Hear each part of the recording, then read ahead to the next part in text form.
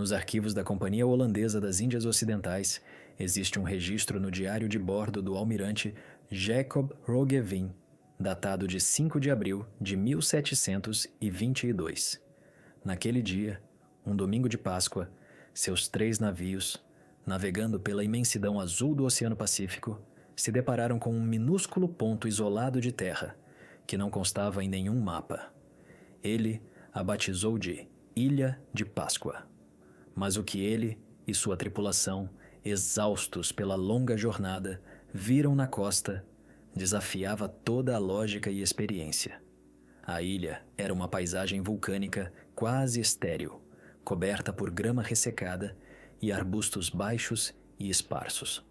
Não havia uma única árvore alta à vista, capaz de fornecer um mastro para um navio, uma viga para uma casa ou sequer uma tábua para um barco. E seus habitantes, alguns milhares de pessoas que vieram à praia para observar os recém-chegados, pareciam exaustos. Seus corpos estavam cobertos de tatuagens e suas únicas embarcações eram canoas frágeis, feitas de pequenas tábuas, incapazes de suportar uma viagem até a ilha habitada mais próxima, distante milhares de quilômetros. E, no entanto, por toda essa paisagem miserável e abandonada, lá estavam eles, centenas de estátuas de pedra colossais, algumas com a altura de um prédio de 4 andares e pesando dezenas de toneladas, com enormes chapéus de pedra de várias toneladas sobre suas cabeças. Eles se erguiam sobre plataformas de pedra maciças, contemplando o interior da ilha. Seus rostos alongados, com órbitas oculares profundas, guardavam um silêncio secular. Antes de prosseguirmos com a parte principal, gostaríamos de pedir seu apoio. Deixe seu like e inscreva-se no canal. Isso seria a melhor forma de agradecimento. Obrigado. Roggeveen ficou atônito. Em seu diário, ele escreveu, perplexo. Não conseguíamos entender como essas pessoas, sem cordas resistentes, madeira para construção ou qualquer tipo de máquina, conseguiram erguer tais esculturas, atingindo 30 pés de altura. Essa questão, levantada pelo navegador holandês há 300 anos, marcou o início de um dos maiores e mais persistentes enigmas da história da humanidade. Nós pensávamos que tínhamos encontrado a resposta. Criamos uma teoria conveniente, simples e instrutiva sobre uma sociedade que, cega pela rivalidade intertribal e pelo fervor religioso, se autodestruiu. Uma parábola sobre o ecocídio, na qual os ilhéus derrubaram a última floresta para construir e transportar sua última estátua, após o que sua civilização desmoronou em um abismo de fome e canibalismo. É uma história bela e trágica, que se encaixa tão bem em nossos medos modernos. Mas e se for uma mentira? E se a verdadeira história da Ilha de Páscoa for muito mais complexa, tecnológica e infinitamente mais assustadora? Descobertas recentes, feitas com a ajuda de georradares, análise acústica e sequenciamento genético, não apenas questionam a antiga teoria, como a destroem, e sobre suas ruínas fumegantes emerge uma nova imagem arrepiante. Uma imagem na qual as estátuas não são monumentos aos ancestrais, mas tampas de poços. E toda a ilha não é o túmulo de uma civilização extinta, mas uma prisão cuidadosamente projetada. A questão não é mais como eles as construíram. A questão é o que exatamente eles estavam tentando desesperadamente trancar lá dentro. Antes de descermos à escuridão das masmorras, é preciso compreender plenamente a escala do gênio da engenharia que se revela na superfície. A grandeza e a precisão incorporadas nos Moai constituem por si só uma anomalia, quebrando brutalmente todas as nossas concepções condescendentes sobre as sociedades primitivas da Idade da Pedra. Vamos esquecer por um momento as lendas, as teorias da conspiração e nos concentrar na pedra fria e inegável. Quase todos os 887 Moai conhecidos até hoje foram esculpidos em um único local absolutamente único: as caldeiras interna e externa do vulcão Rano Haraku. Não é apenas uma montanha, era uma fábrica de deuses, uma linha de produção de ídolos. que funcionava ininterruptamente durante séculos. O material em si, de que as estátuas são feitas, é tufo vulcânico compactado, uma rocha formada a partir de cinzas comprimidas. Em termos geológicos, é relativamente macio, o que, em princípio, tornou possível seu processamento. Mas relativamente é a palavra-chave aqui. Ainda é pedra, exigindo esforços titânicos incríveis para moldá-la. Os arqueólogos encontraram milhares de machados de basalto na base do vulcão, chamados toque. O basalto, uma rocha vulcânica dura e densa, era a única ferramenta disponível capaz de cortar o tufo. Imagine o processo. Uma equipe de pedreiros, suspensa por cordas nas paredes íngremes da pedreira, trabalhando apenas com essas ferramentas manuais de pedra, horas, dias, anos, sob o sol escaldante, lascando as menores partículas de rocha, lenta, milímetro por milímetro, libertando a figura escondida na rocha. Não era apenas trabalho bruto.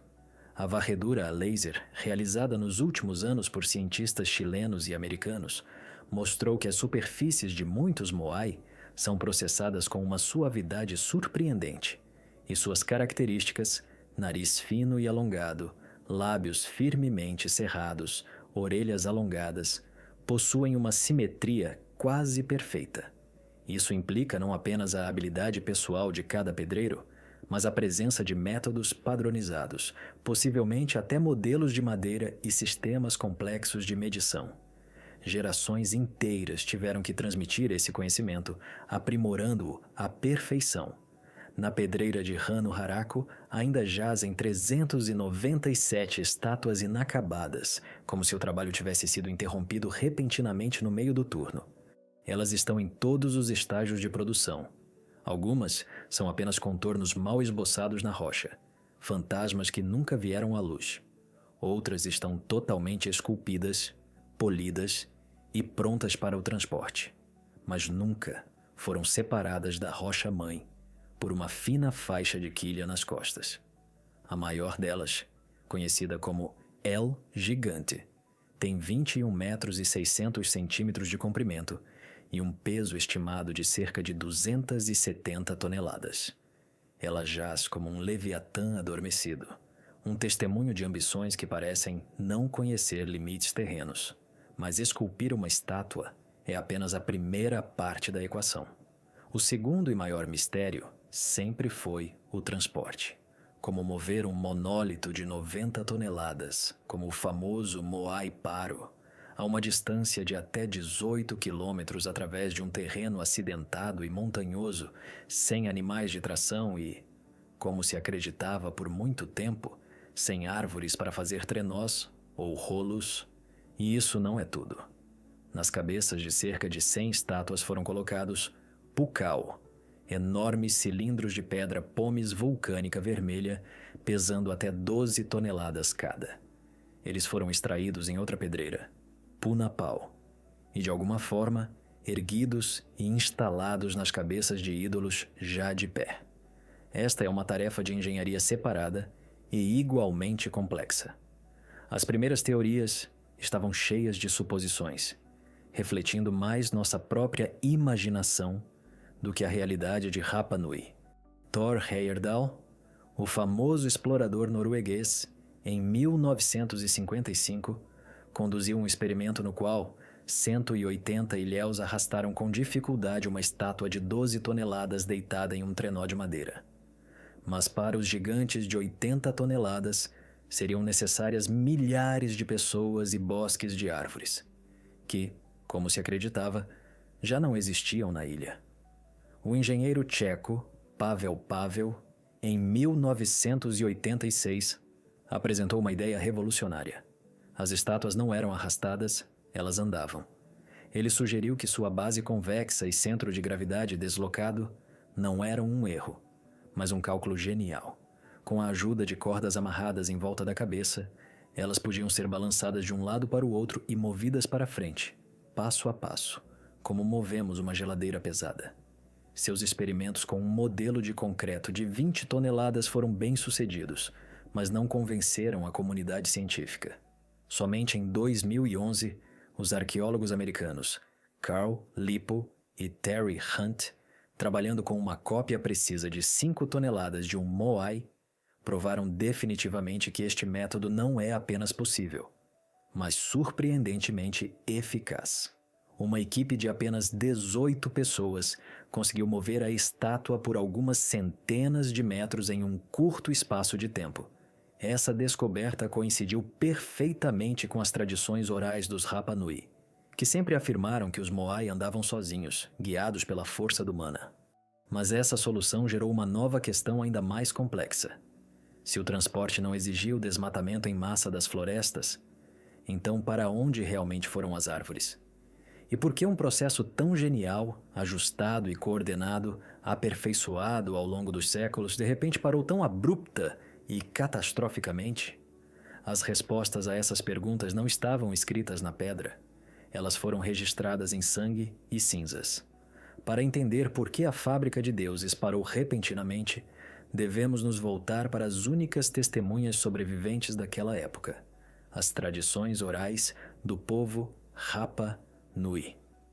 Por muito tempo, a ciência tratou essas histórias como folclore, como mitos ingênuos, destinados a explicar um passado incompreensível.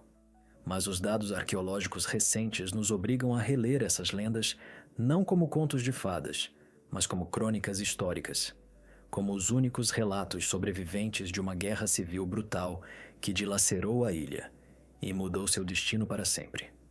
O conflito central na história oral de Rapa Nui é o confronto entre 2 povos, 2 castas, Hanauepi, os orelhas compridas, e Hanaumomoko, os orelhas curtas. Segundo a lenda, os orelhas compridas, assim chamados devido ao costume de esticar os lóbulos das orelhas com ornamentos pesados, foram os primeiros colonos que chegaram à ilha sob a liderança do mítico chefe Rotu Matua, de uma terra distante chamada Hiva. Eles eram a elite dominante, os sacerdotes, os arquitetos, os guardiões do conhecimento sagrado. Foram eles, como dizem as lendas, que iniciaram a construção dos moai, usando sua conexão com a força mística do mana, uma energia sobrenatural que permeia o universo, que podia ser concentrada e direcionada através de rituais e objetos sagrados. Os orelhas curtas, segundo a mesma lenda, chegaram à ilha mais tarde e se encontraram em uma posição subordinada, tornando-se a classe trabalhadora, cujas mãos ergueram os colossos. Durante séculos, essa ordem hierárquica se manteve, mas com o tempo, a tensão cresceu. Os orelhas curtas, cansados da opressão e do trabalho árduo, se rebelaram. A lenda descreve o clímax desta guerra com detalhes cinematográficos aterrorizantes. Os últimos guerreiros orelhas compridas, empurrados para a extremidade leste da ilha, se refugiaram na península de Poike. Lá, ao longo de um fosso defensivo gigante, conhecido como Umu Ipo, ocorreu a batalha decisiva. Os orelhas curtas, sabendo dos planos do inimigo de atacá-los sob a cobertura da noite, encheram o fosso com galhos e grama seca. Quando os orelhas compridas atacaram, o fosso foi incendiado, transformando-se em uma parede de fogo. Neste inferno de fogo, segundo a lenda, todos os guerreiros orelhas compridas restantes foram jogados, levando a sua quase completa destruição. Foi um ato de genocídio, que permaneceu para sempre na memória coletiva da ilha. Por muito tempo, os arqueólogos consideraram esta história uma metáfora dramática da luta de classes. Mas na década de 1960, as escavações de Umu-Ipo, realizadas por Thor Heyerdahl e William Mulloy, descobriram algo que os fez estremecer. Sob uma camada de solo foi encontrada uma espessa camada de carvão vegetal, e nela, ossos humanos, carbonizados, esmagados, misturados em uma ordem caótica. A análise de radiocarbono mostrou que esta queima em massa ocorreu por volta de 1680 d.C., o que coincide surpreendentemente com a datação indicada nas lendas. E uma análise recente do DNA de restos mortais de diferentes sepulturas na ilha realizada por geneticistas da Universidade da Califórnia, mostrou a presença de duas populações geneticamente distintas, uma das quais era em média mais alta e tinha uma estrutura óssea mais densa. Possivelmente, a própria elite aristocrática dos orelhas compridas. A lenda era verdadeira. A guerra foi real. Mas pelo que exatamente eles estavam lutando? Por terra, por poder ou por algo mais? Algumas versões das tradições dizem que o conflito eclodiu por causa dos próprios Moai. Os orelhas curtas estavam cansados do trabalho árduo, mas outras versões mais esotéricas aludem a uma profunda divisão ideológica, a uma heresia surgida na compreensão do propósito das estátuas. E se os orelhas compridas, como guardiões do conhecimento antigo, os construíram não apenas como símbolos de poder, mas para um propósito funcional específico? Um propósito que com o tempo começou a assustá-los, ou que os orelhas curtas consideraram muito perigoso ou sacrílego. A guerra não foi apenas uma revolta de escravos. Foi uma cisão religiosa, uma revolta contra os velhos deuses e seus ídolos de pedra. E as consequências desta revolta foram catastróficas para a cultura monumental da ilha. Após a guerra, como dizem as lendas e confirmam a arqueologia, começou o Uri Moai, a era da derrubada das estátuas. Os orelhas curtas vitoriosos, em um ataque de raiva ou medo ritual, começaram sistematicamente a derrubar os Moai de suas plataformas cerimoniais, os Ahu. Eles não fizeram isso caoticamente. Eles cavaram as bases, colocaram pedras e os derrubaram de bruços para que não pudessem mais olhar. Eles quebraram seus pescoços deliberadamente, o lugar mais vulnerável. Eles arrancaram e destruíram seus olhos incrustados de coral e obsidiana, que se acreditava conter e irradiar o próprio mana. Não foi um simples ato de vandalismo. Foi uma cegueira ritual, um assassinato simbólico dos deuses de pedra, que ou não conseguiram proteger seus criadores, ou eles próprios se tornaram uma fonte de ameaça. Este ponto de virada na história da ilha explica por que Jacob Roggeveen e os subsequentes navegadores europeus viram tantas estátuas mortas derrubadas. Mas não explica o mistério principal. O que exatamente assustou ou enfureceu os vencedores, a ponto de decidirem destruir com tanta ferocidade o que seus ancestrais haviam criado durante séculos? A resposta, talvez, não esteja na superfície, mas profundamente abaixo dela. A descoberta de que os Moai têm corpos enterrados sob a terra abalou o mundo no início dos anos 2000, mas era apenas a ponta do iceberg. Uma isca, distraindo do verdadeiro abismo. Nos últimos anos, armados com tecnologias com as quais a geração anterior de arqueólogos não podia sonhar, os pesquisadores começaram não apenas a escavar, mas a escanear a ilha, olhando através da pedra e do solo. E o que eles viram está nos forçando a repensar absolutamente tudo.